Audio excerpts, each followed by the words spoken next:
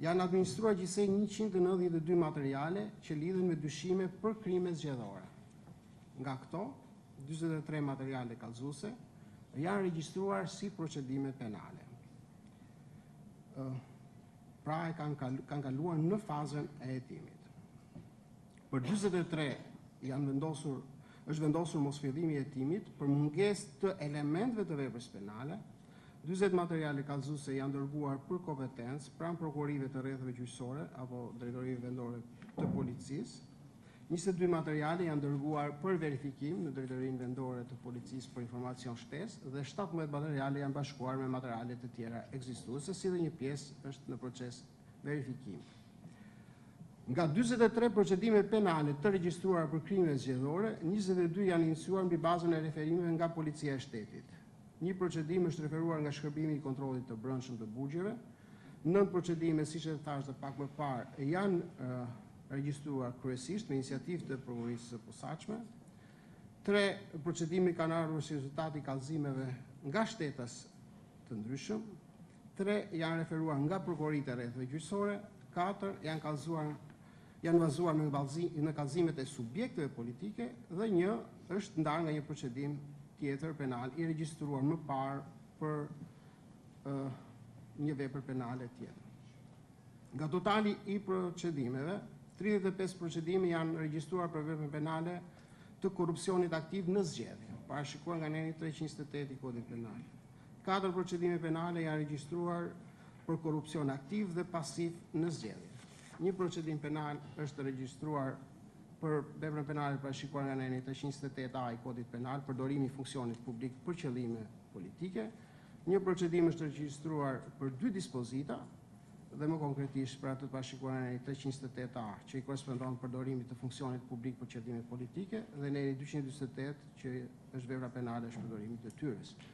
Një procedim penal është regjistruar sipas aneni 329 të Kodit Penal, kanosja ose dhunimi ndaj pjesëmarrësve në zgjedhje, dhe një procedim penal është regjistruar për 2 dispozita, për atë të parashikuar në aneni 328 dhe 328B të Kodit Penal.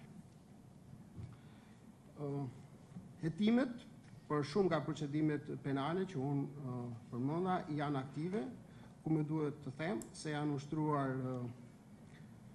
disa kontrole banese, zyre, personale, janë ekzekutuar 20 vendime gjykate për lejim kontrolli të ambienteve të ndryshme dhe personave të ndryshme, janë sekuestruar prova dokumente dhe prova të tjera të rëndësishme që do i shërbejnë procesit të hetimit.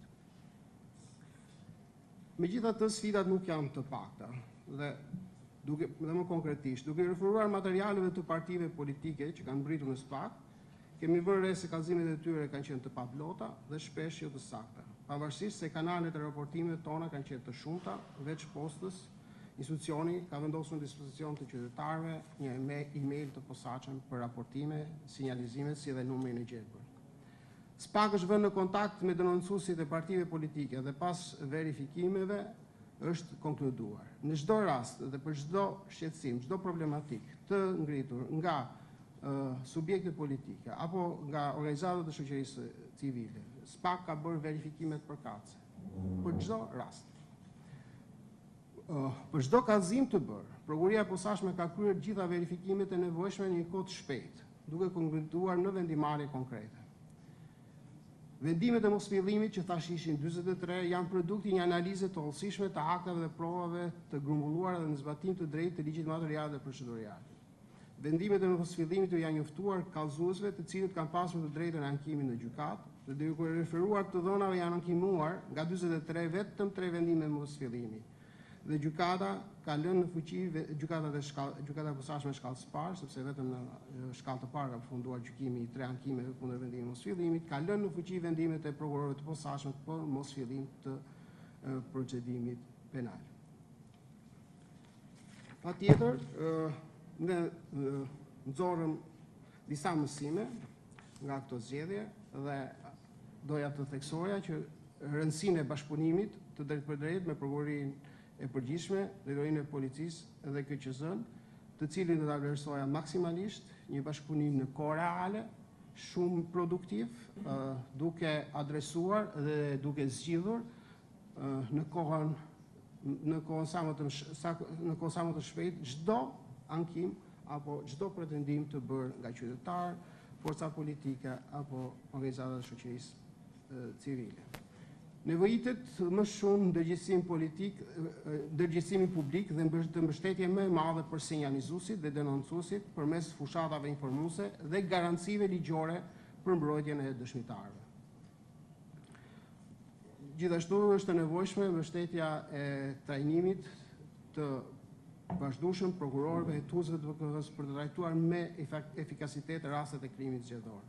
Të shfrytëzojmë gjithashtu më shumë dhe më mirë teknologjitë e reja dhe analizat e të dhënave për të identifikuar më mirë rastet e shkeljes zgjedhore.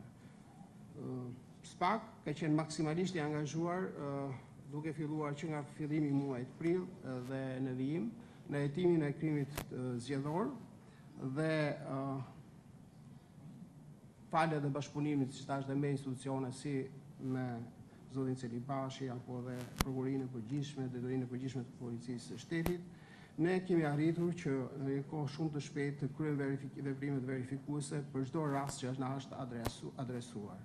Gjithashtu dua të përmend se ne kemi marrë kontakt në çdo rast kur është adresuar ndonjë pretendim apo shqetësim me denoncuesit, qofshin këto përfaqësues subjekte politike, qytetarë apo dhe organizatat dhe shoqërisë civile.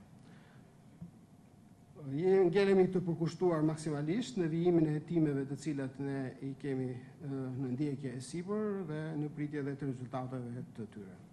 Ju falenderoj për vëmendjen tuaj dhe për mundësinë për të kontribuar në këtë diskutim të nevojshëm. Dhe uroj që kjo TVS të sjellë konkluzione që ndihmojnë integritetin e zgjedhjeve në vendin tonë. Faleminderit. Faleminderit zoti Dumani që na solli një ekspoze të procedimeve penale për sa i përket procesit zgjedhor dhe po kështu që ndat me ne edhe rekomandime për ta bërë edhe më efikase punën e institucionit tuaj dhe për të siguruar